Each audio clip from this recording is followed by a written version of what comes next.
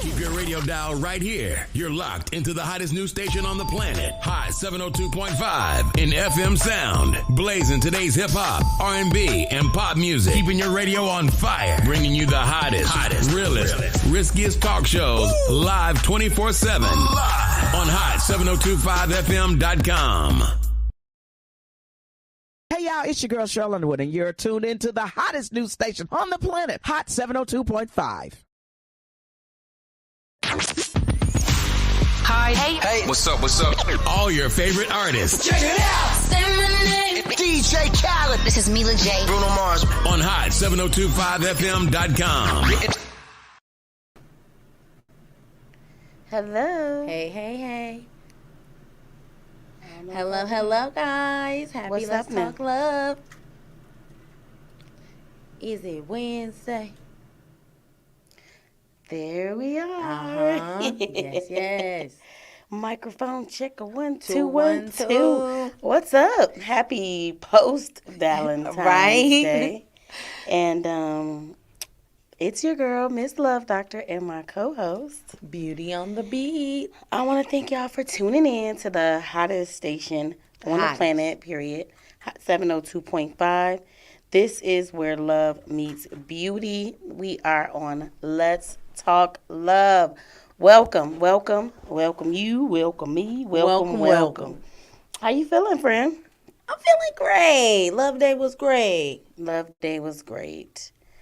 So we got some hello, beautiful ladies. Hello. So you had a good week. Everything was great. Everything was good. Everything was beautiful. I'm learning to see the beauty in the midst of the storms.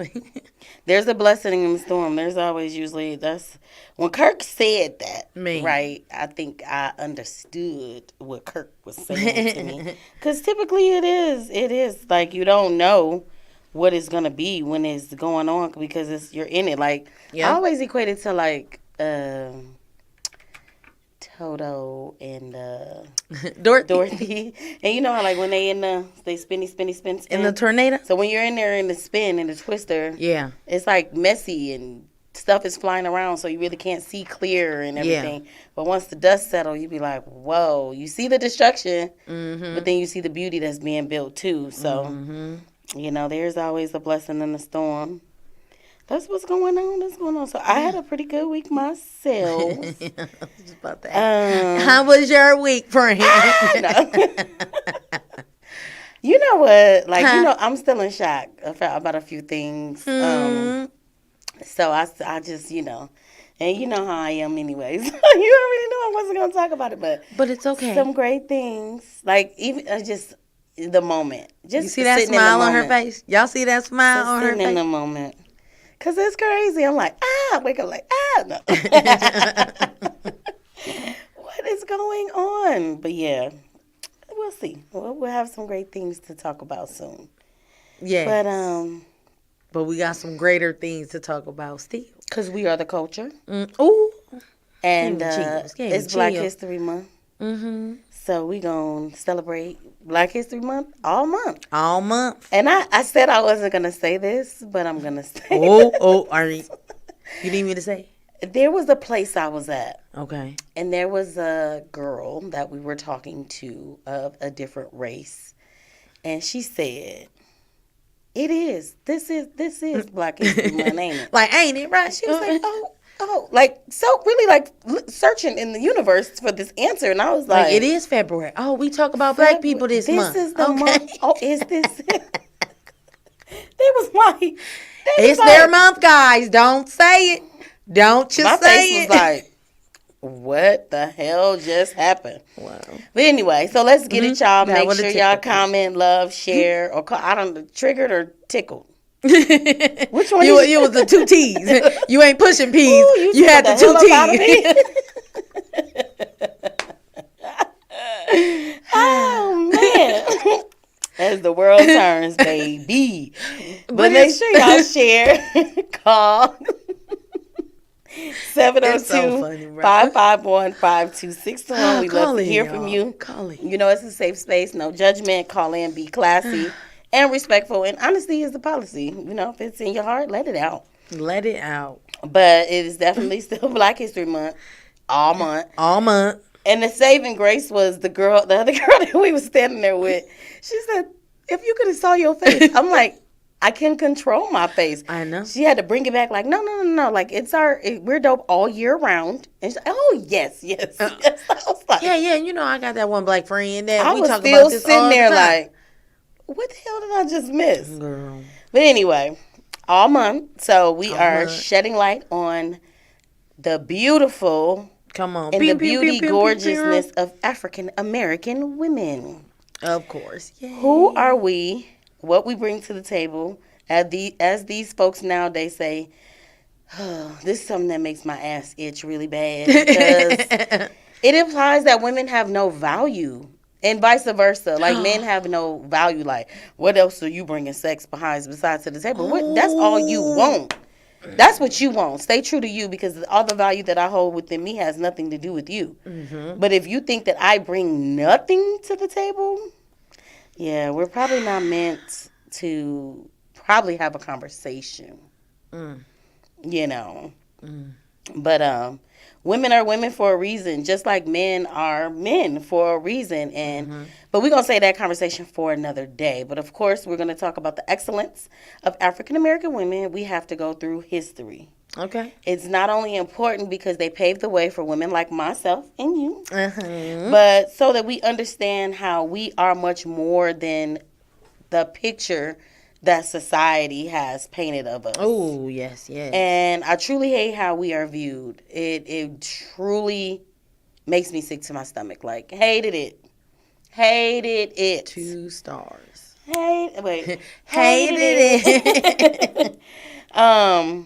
We, and yes, I am saying we played many important roles in the U.S. history, including the American Revolution, the Civil Rights Movement, arts, science, women's suffrage movements. These women fought their asses off to ensure that women today can live with some type of rights and freedom that I think some take fully for granted. Advantage. What else is another word that they use for what they do to it? They mess it up all the time. It's almost disrespectful. You know, and I'm not going to lie. I probably am still triggered because it was hard to read. And when I say I went through history, like I went back to see, you know, where we were and how it was and how different it is from now. And it's not all that different. Right. You know what I'm saying? So it's hella sad.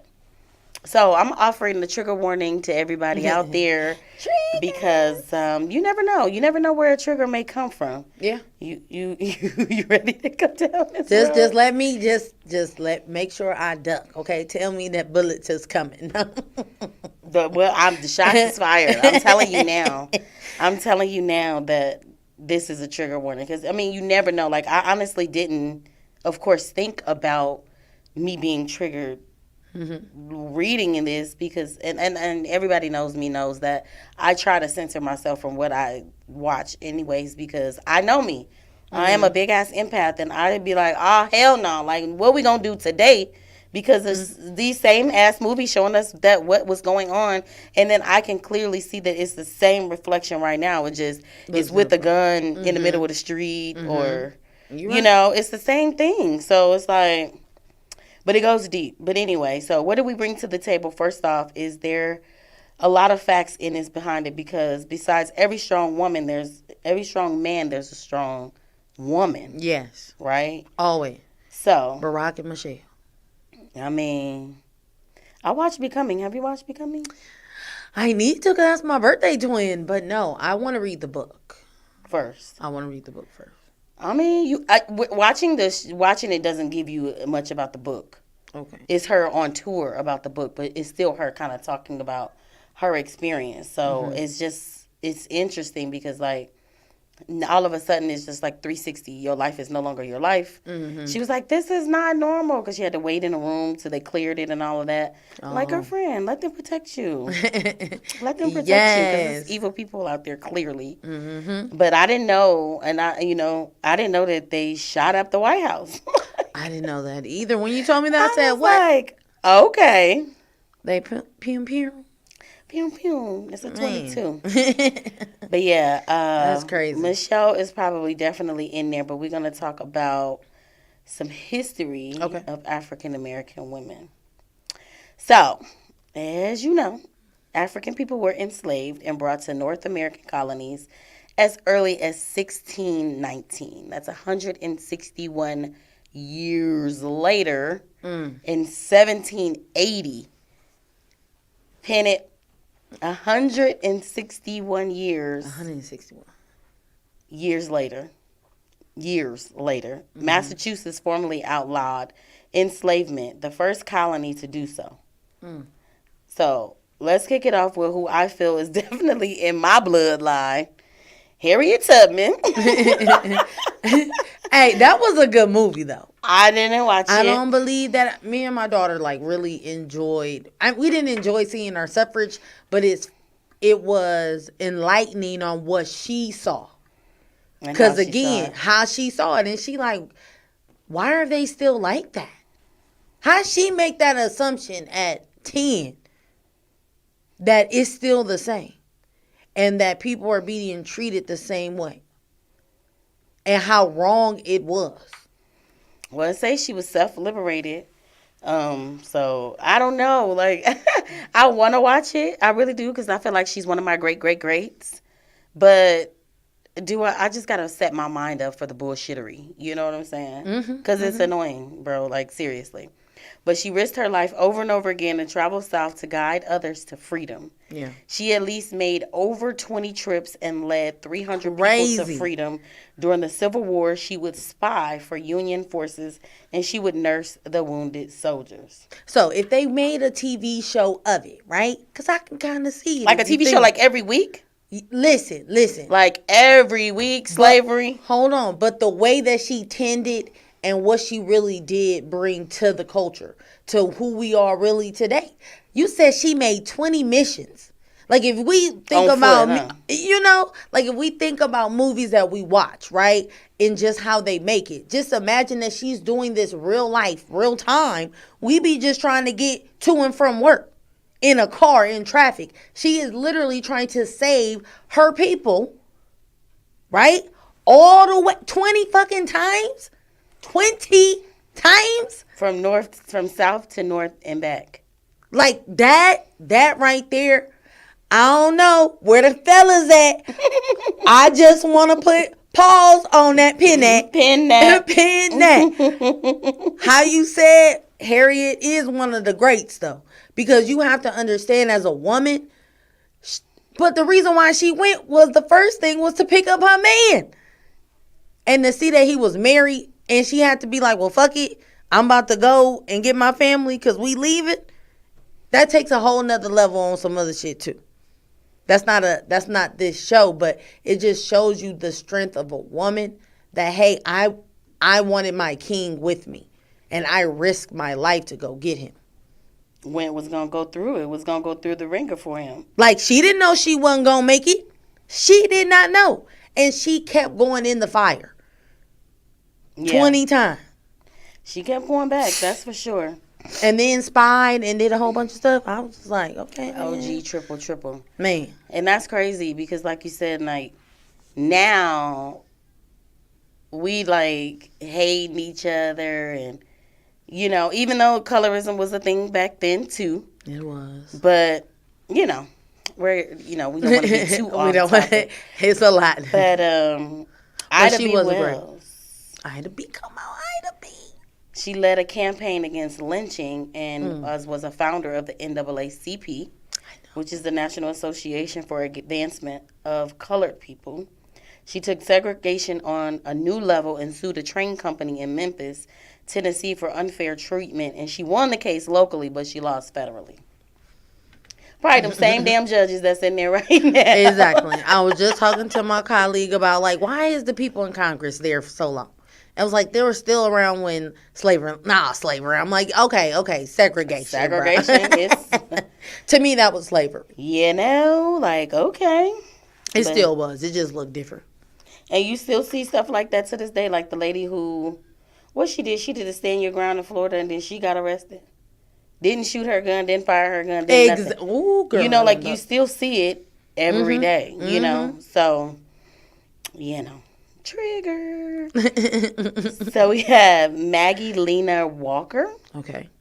She's the first Black American woman to found and lead a bank in 1903. Okay. I knew you was going to like this one.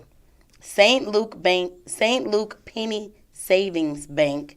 During the Great Depression, she was the only bank that did not go under because she survived by joining with 2 other smaller banks. Okay. So they saw the bigger picture. Like, if we don't put our money together and be a team, then we're all going to fail individually. Yeah. Right? So they are still in business to this day. And you know I had to go find them. Yeah, I was like, what bank is that? Because it's not One United. So after the merger, they renamed it Consolidated Bank and Trust. Now, when I looked it up, the website is peoplesbancorp.com. And it's Premier and Citizens. So it's still in Virginia, where she started. But they do have other branches. So I was like, let me look it up. It took me a minute to find it, though. Because when you put Consolidated Bank and Trust, a lot of different other things come up. So I had to, like, go to her thing, go this and dig and back and forth. So I found it. I'm like, yeah, I'm going to check them out and see what they're talking about. Because, you know, they're the first Black bank, still Black-owned 1903, bank. bro. 1903. I need to put a penny in there. I just feel like my brown penny deserves to be there. But if a million of our brown pennies go in there. Come on, pennies. Come on, pennies. If we did that on a local level, like locally, if we all put $1 in and built something, we could literally build something up every month. Remember I was saying Wakanda, we can definitely make this. Every month. Every hub month. For Black excellence. Yeah. Whoever's spearheading any of those things, I would be interested. I mean, you know. Yeah. Donate to Mizz Love. And she was also in leadership in the NACW, National Association of Colored Women. Okay. I put in parentheses, find out more info. So I must want to dig in that. Also, she served as the vice president of the Richmond chapter of the National Association for Advancement of Colored People. Also, and she was an honorary member of the Zeta Phi Beta Sorority Incorporated. Zeta Phi Beta. Oh, she was a Zeta. Zeta. She's a Zeta. Okay. Hello, Dee Dee. See, that's when we were getting, like, educated and we were, you know, like, starting and then having that, like, whole camaraderie. Education was key because they knew that was the key to freedom. Yeah. You need to be smart. Yeah, reading books like you wanted to do those things that they told you couldn't. Yeah, because they knew the power in it. So now, if I make it seem like it's not cool to go to school, nah, man, you want to drop out. Like, your education is for fools. You know what I'm saying? Make that shit look cute. Oh, okay, well, let's train their brains to think that it's smarter to be dumb. Ignorance is key. And I need you to be ignorant so therefore I can continue to be me. Yep. And that goes in a lot of different ways, relationships and everything. You know? So, Marianne Anderson is an opera singer, first African American to perform with the New York Metropolitan Opera. The Daughters of American Revolution refused to allow her to perform at the Constitution Hall in Washington, D.C. in 1939. So the First Lady Eleanor Roosevelt invited her to sing at the Lincoln Memorial on Easter instead. Wow. So you trying to stop her from singing at this small venue. So that same year, she was heard by millions and people over the radio. So in 1963, she was the first ever to get a Presidential Medal of Freedom recipient. That's so heck cool that so she was the first Black, like, opera, like that high. When I tell you, I wish I could sing so bad. Man. Yeah. I think we have really great singers anyway. voices Our from heaven. voices, yeah. I'd seen a video with like this girl from Africa, and she was singing. It made me like a teardrop. Just oh my God, plenty of times. Like, you know, you hear the rasp and like the motion, girl. I don't know. You feel the song, but music is therapeutic anyway. It is. Music is hella therapeutic. So when you hear certain songs, you you feel it. Mm-hmm. You feel it. Like, I like to listen to certain songs. Like, I got a playlist called Funky, right? Mm-hmm. Because it's just some music that just has like a beat to it, and a melody, and the way they sing it. Like, they got off on that. Like, that was kind of... But yeah, so we have Osceola Marie McCarthy Adams. Okay. In 1934, she's the first black actress to appear on Broadway in the role In Between Two Worlds. Okay. The director of the studio theater school at the American Negro Theater, ANT, Adams taught students like Sidney Poitier and Harry Belafonte. Okay, Sidney Poitier. Okay. Ain't he still alive? On January 13th, 1913, she was one of the 22 women who co-founded the Alpha chapter of Delta Sigma Theta Sorority Incorporated at Howard University. What? Attends the Women's Suffrage March in Washington, D.C., Fight for the Vote, paving the way for future black political activism despite of the segregation and the sexation during the event, right? So during this Women's Suffrage March, white women still had a problem with black women marching, even though they was marching with them for women to have some rights. Yeah. But y'all need to get to the back because y'all still black. And they was like, hell no. Because it ain't going to happen. Excuse us. And now we can sit here now and be like, because hell no. Mm-hmm. It ain't going to happen. Okay. I didn't know that. So, wow. I like when, you know, like we don't just talk about the same things. Mm-hmm. Like, you know, we don't have to necessarily be on, like, giving us more broader information about different ways that we have helped the society helps us as a whole. We don't have to always just put it on fashion or you know, showing like we've contributed so much to, like you said, the culture of this. We are American history. So it's really hard to really condense us in that month. But I'm tired of the kids. You know, when it's Cinco de Mayo, we have a whole little thing, whole celebration for them. I always want to know why we don't do that. And I don't know. Well, maybe it's the schools that my kids go to, but why they don't have like a Martin Luther King Day parade, or they don't have a. They have parades and stuff for Cinco de Mayo. Yes, at the kids' schools, when it's time, they have performances. They have the whole get down. Probably got to go be the advocate for that. No, now I'm like, geez. Put it together. All right. Pin that. But yeah, I want to see more stuff like that we are talking about more people than just Harriet Tubman, but even though, Rosa Parks. Even though you like, you know, where you live at, take them to the West Side. They have activities going on all month. Yeah. There's different things that they can attend, and they got stuff at the preserves, and they have festivals and everything. So there's different things that you can attend. You just got to come out of your neighborhood. I'll come out of my neighborhood. Or bring it to your neighborhood, you know? Yeah. That's what I'm saying. I feel like we need to. Citywide. Yeah. Yeah. Yeah. That would be cool, though. Have a citywide Black History Month thing. Yeah, something to think about. So Mary Churchill was the founder of the NAACP as well. Oh, wow. And she was for women's rights and made an honorary member and accompanied them on the march. And there was over 1,000 chapters and 350,000 college-educated women. Yes, ma'am. Wow. So we just talked about like history. Like, yeah. We're going to move a little bit, come a little further through history. But it's just to know that how enlightening that can be. And it can make you remind yourself of the work you need to do. Mm-hmm. Because if they fought for girls like me and you, we need to fight for girls that's coming up. Yeah.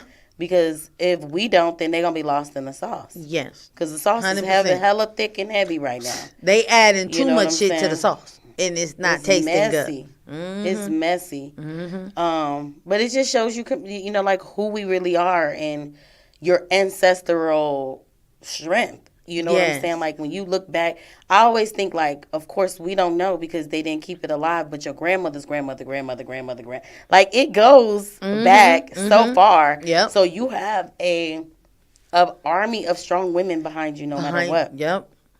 You know? And we're not just some ass twerking, neck rolling, finger popping. Thank you. Period. Saying ass shit, you know? And if we were... It still don't change you from doing other shit. Only. No, I'm saying, but even if I feel like if people accept us, no matter what we are, what we do, whatever, I just feel like it will change a lot because people want everybody to conform to the same thing. What they think it's supposed to look like. Like a melting pot, right? If you think about it, we have to celebrate our differences. Yeah. You want to celebrate your differences. So it's like a salad. I heard this on social media, like salads, you have lettuce, you have tomatoes. You not a tomato, you not a lettuce. But we all need to be on the salad to make it good. So let's experience each other and stop trying to melt. And you think of the way that I think and you supposed to, no, we have to be able to celebrate our differences. Yeah, I get that for sure. With respect. But my thing is, don't only focus on the differences. Yeah. And you focusing on one or two things, it just takes away from the other 95% of their core being. Yeah. Because they do these said things. It's like, all the hell with them. All black women do this. All black women do that. Because they be. But if somebody else is twerking, it's like, look at her trying to twerk. Mm-hmm. It's cute, right? Look at her talking back. That's like hair at work. I hate that we can't wear our hair colors that we want because I see it all the time. When they like try to separate that, it's like, okay, what is deemed bad for us or the same dress code? It could be the same girl wearing the same outfit, but if it's on the thicker little girl, getting coded. I went through that just recently. I had on a sweatsuit. And this person was like, ooh, your shirt is higher than basically my butt, But there's somebody else who wears it every day. And I'm like, but our bodies look different. So, of course, it looks different. But I just left it alone. So, bringing it up in history, we got to give it up to my girl, Oprah Winfrey. Hey, bro. Come get me, Oprah. But 1984, she was the first African-American woman talk show host and the first African-American billionaire. She was 84? Her first talk show? That's what it said. She been on TV that long. She looks still hella young. 84? That's 39 years from now. From then. Fuck. Oprah look good, bro. That's a big accomplishment for a woman to...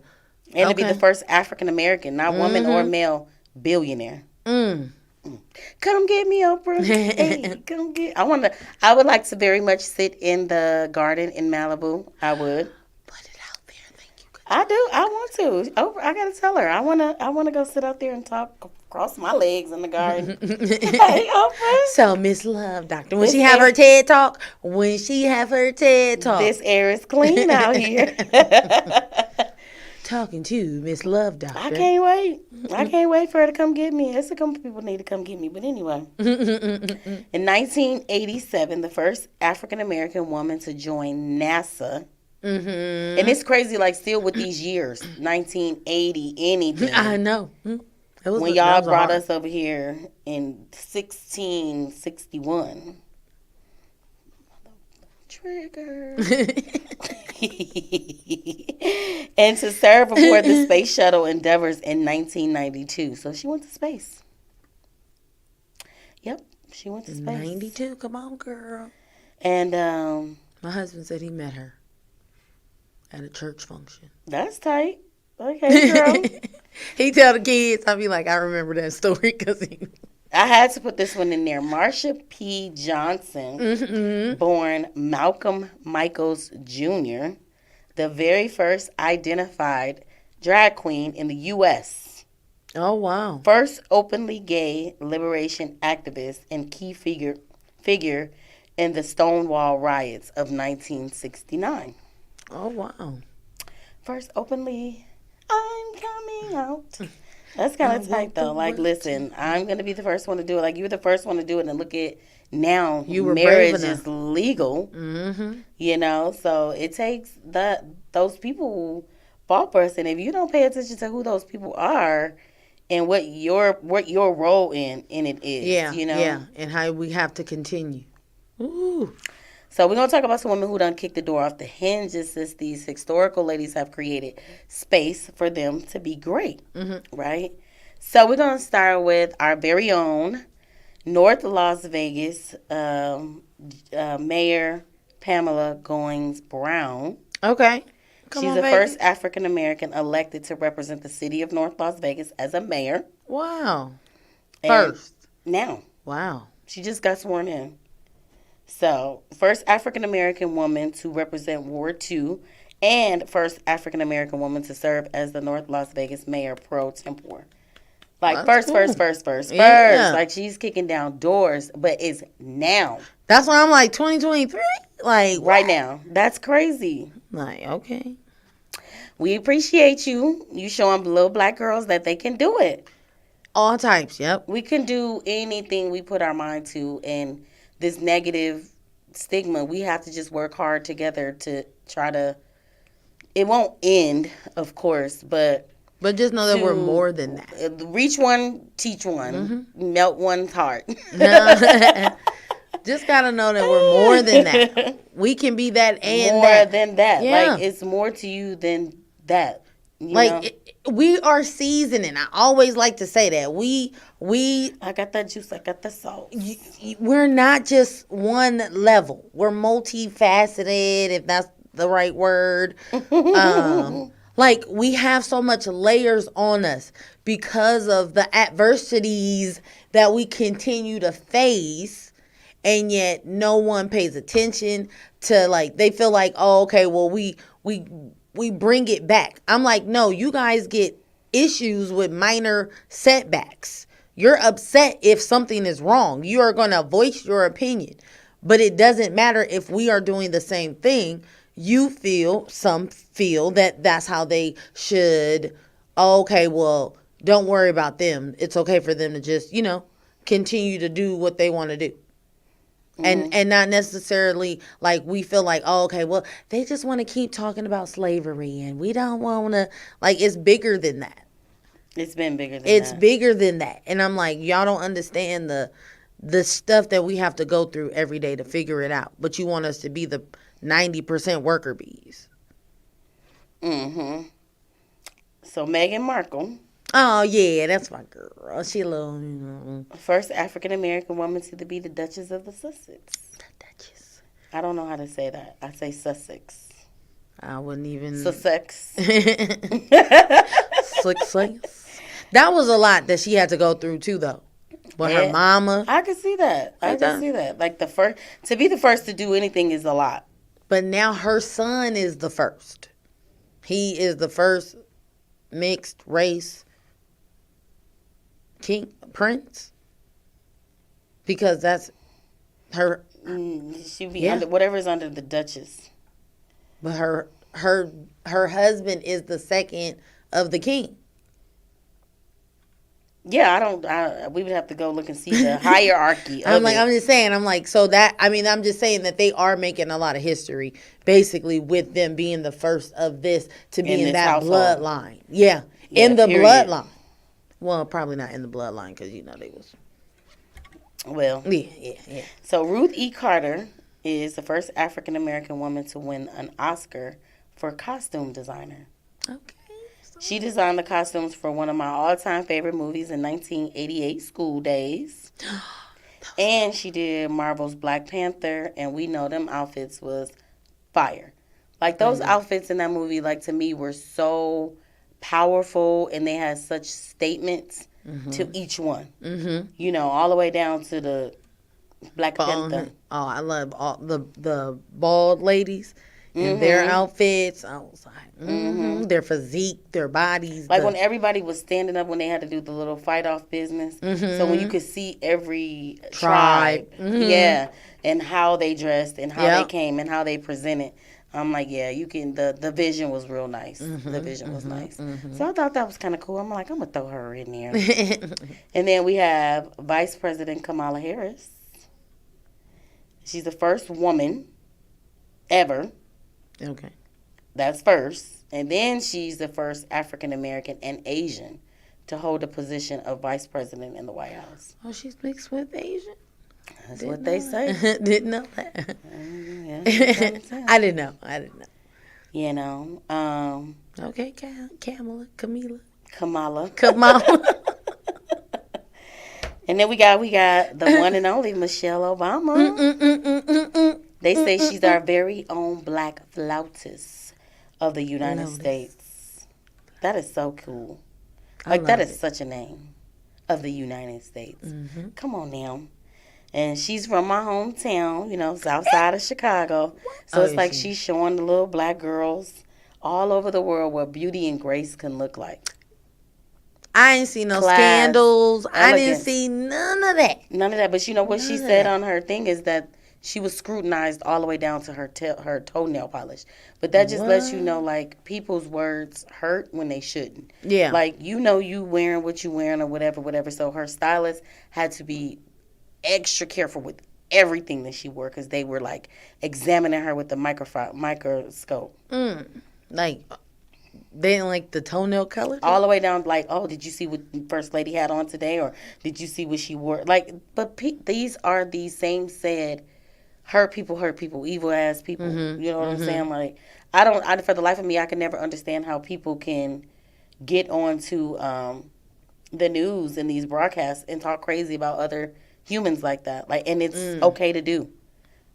Weird. But anyway, so I had to put her in there because she was like everybody's image of their mom.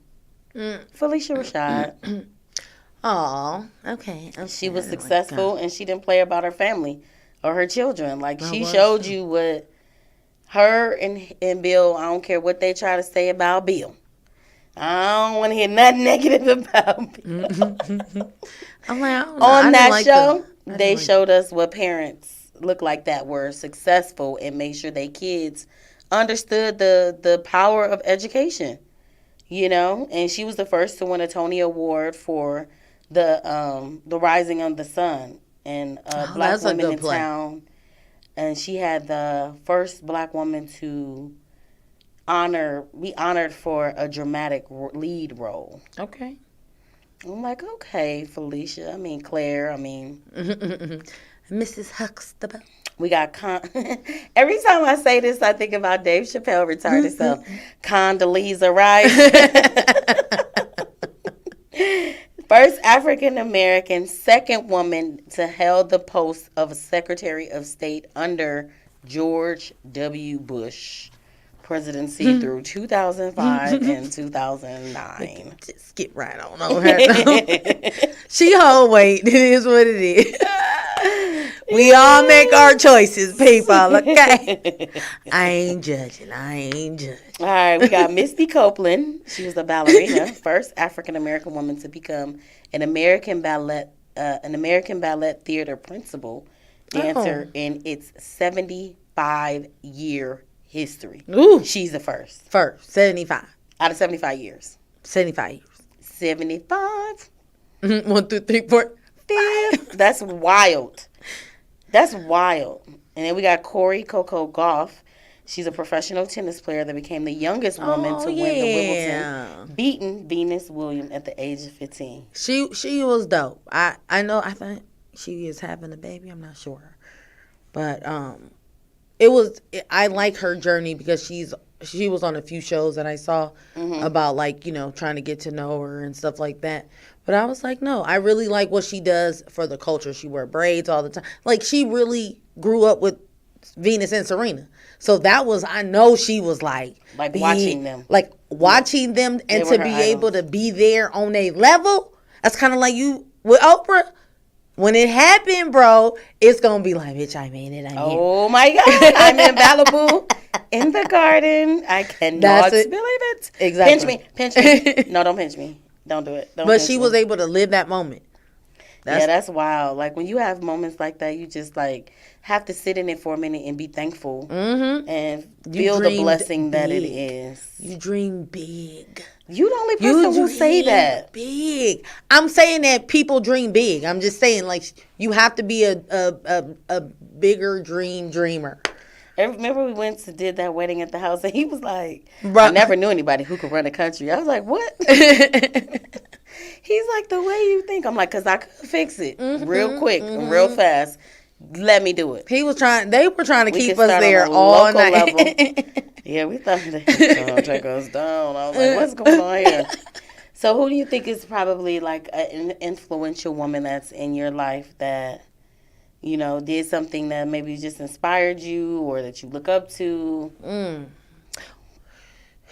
I mean, well, I always looked up to my grandmother on my dad's side. For me, raising 9 kids, I thought I wanted 8. I just felt like the legacy that she brought life into this world. Like, she brought generations. And it's like, to see her and how she had to handle that, and how she still, with all of the traumas and the things that she had to endure herself, and still give us a little bit of us, or for me to understand a little bit of her, it made me feel connected to her.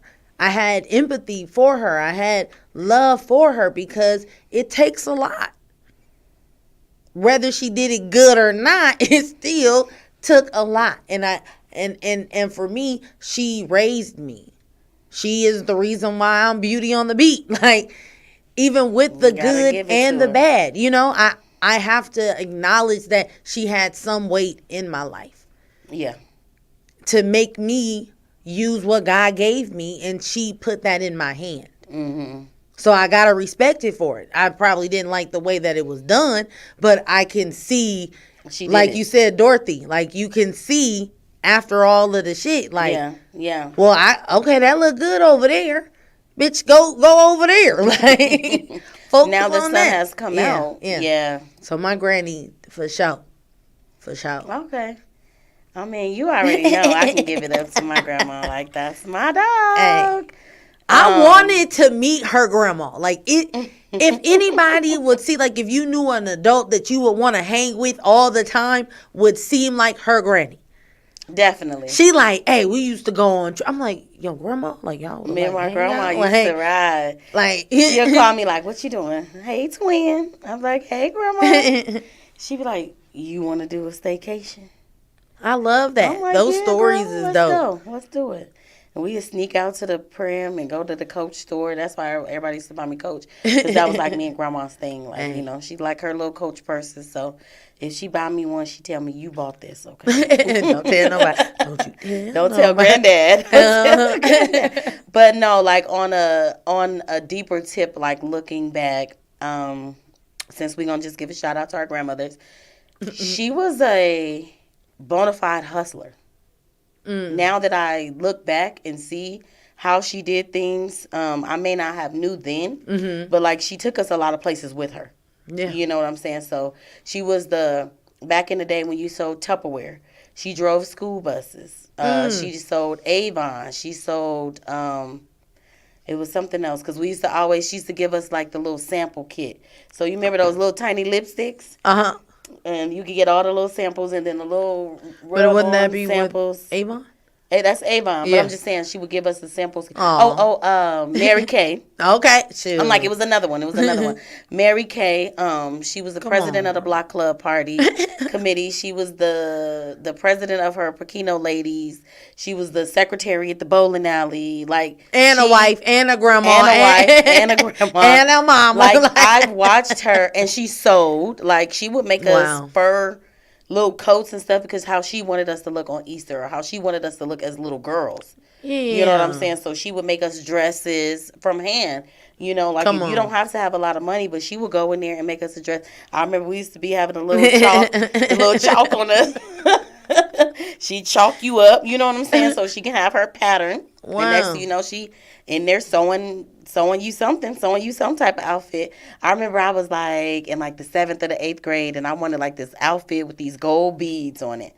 And baby, when I tell you I wore that outfit out, hello, because it had the little puffy shoulders, but she put like the beads all around it. But grandma was the truth. Your niece is like you. You know that dress that she wore at your mama's funeral? Can you put that on me, Marquita?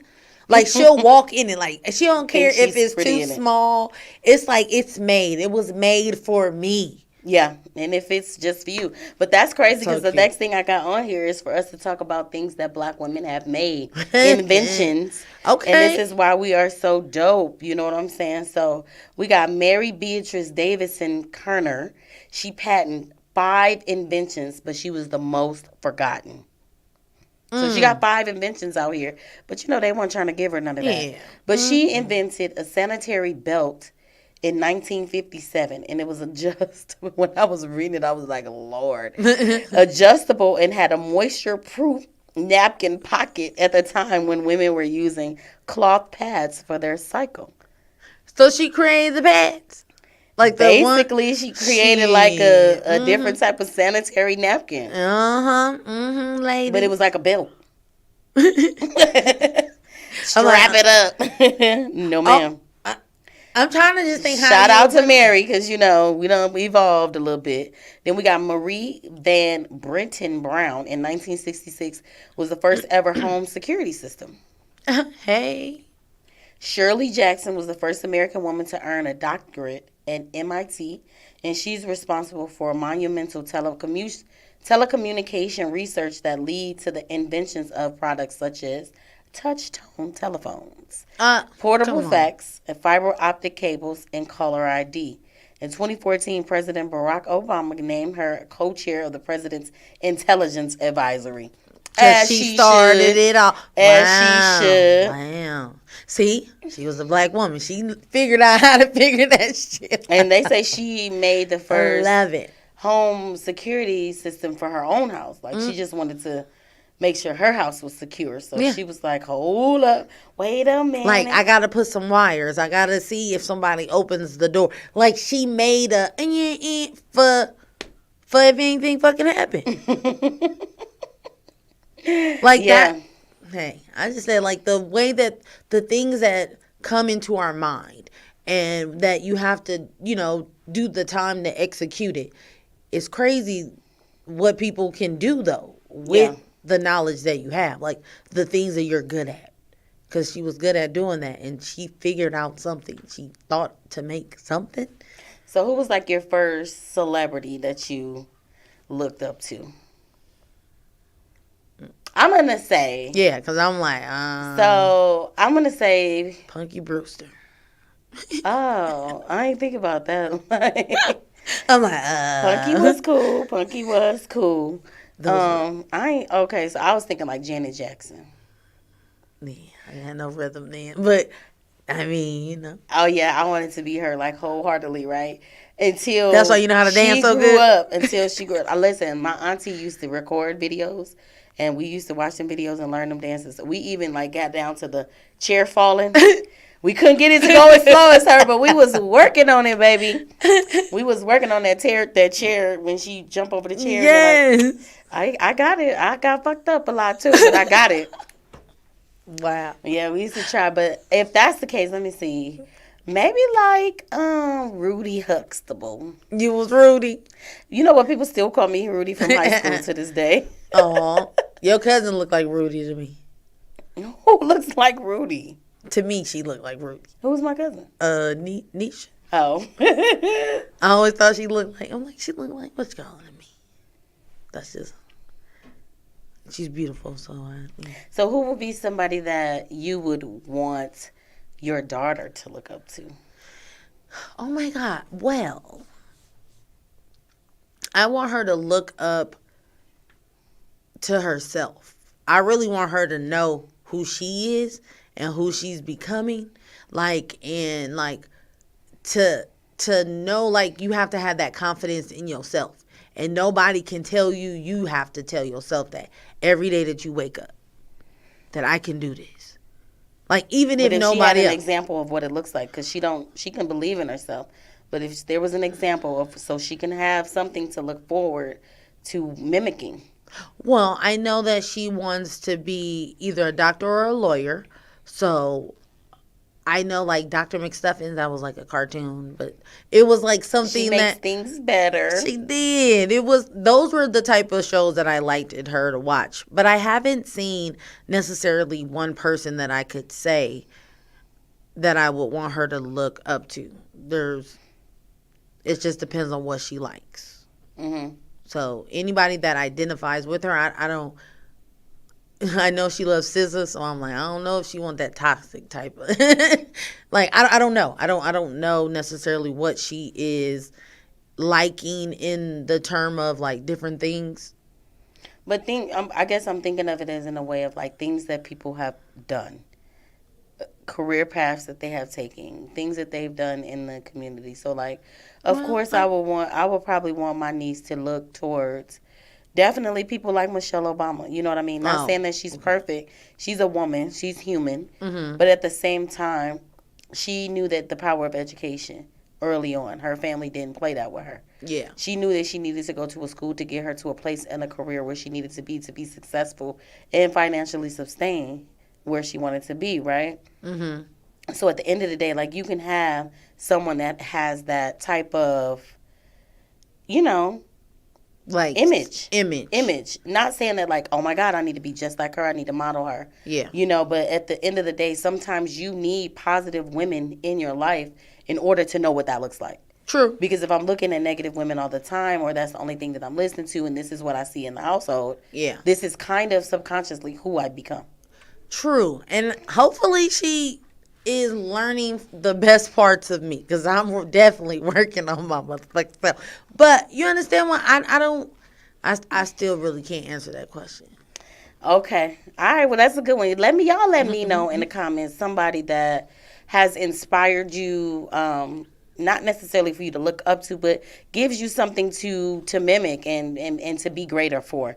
And I want to thank y'all for tuning in to Let's Talk Love. You know that we love y'all to come and talk in love with us. These are matters of the heart. We talk every Wednesday at 4 p.m. right here on the lovely Hot 702.5 FM. And if you have any topics that matter to you, let us know. We can definitely chop it up. We could talk about it. You could tune in, call in. But until next week, y'all have a great week. Smooches. This is